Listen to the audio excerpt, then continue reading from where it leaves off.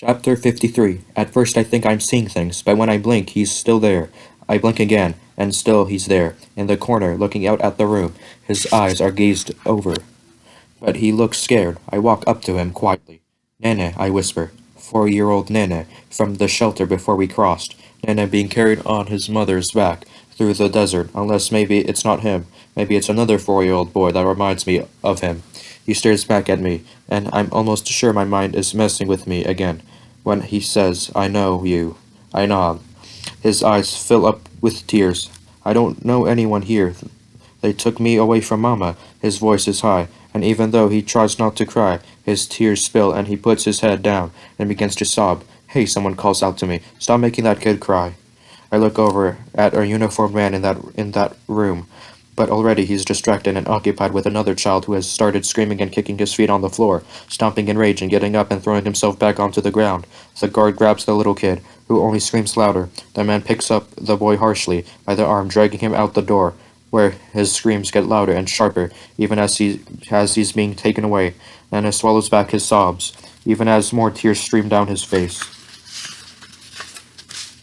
I want my mama, he whispers to me. His breath is sour, and his face is filthy.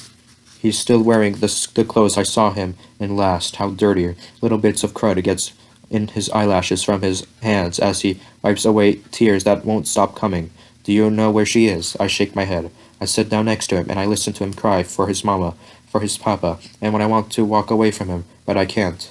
I was with Mama together in a cage, he tells me, and then they asked me if I wanted some cookies to eat, and I said yes, and they took me away and never gave me anything to eat, and never brought me back to her. His tears come faster, his words harder to get out. They brought me here instead. It's my fault. I know I should walk away, but I can't. No, I tell him. They tricked you to get you away from your mama and papa. He shakes his head. Papa fell asleep in the desert. He had to stay there, he tells me, his voice breaking. Mama said he was just resting. Then he will meet us in the United States, but I don't think she was telling me the truth. He puts his head down and cries harder. His small body shakes with the sob, and he cries too. Swallowed down again. And I watch him, wishing that I could reach into his small chest and detach his heart from the rest of him, so he won't feel anything anymore. We are so small, Pulga. Pequeña's voice from a lifetime ago reaches me now, and I remember her, and her baby, and Chico, and how she was right. We are so small. We are specks that doesn't matter to the world. Our lives, our dreams, our families don't matter to this world. Our hearts, our souls, our bodies don't matter to this world. All it wants to do is crush us. It crushed Chico, it crushed Pequeña, it's crushing Nene. It will crush me too.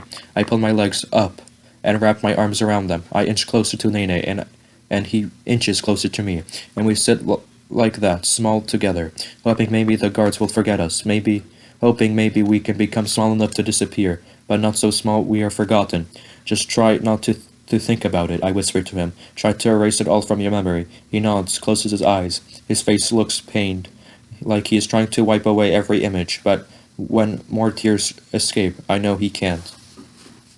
That night I dream of Chico. I am reaching for him, and this time I grab hold of his arm. I pull it so tight just before he falls, but it detaches from his body like it's a prosthetic limb, and it becomes light in my hand as the rest of him, the weight of him, falls to the ground, and I hear him screaming as he is chewed up by the train, as I hold that dismembered-bodied hand in my hands. His screams wake me, but they are my screams, and the night fills with the sound of the little kids crying. They call out for their parents, for their hermana or hermano, for their tias and umbrellas. They cry out because their stomachs hurt. Nene calls out for his mama and his papa. I squeeze his hand, tell him it will be okay. My chest cramps up at the sound of him whimpering like that. When he falls back to sleep, I pound on my chest harder, hoping I can finish whatever is left inside.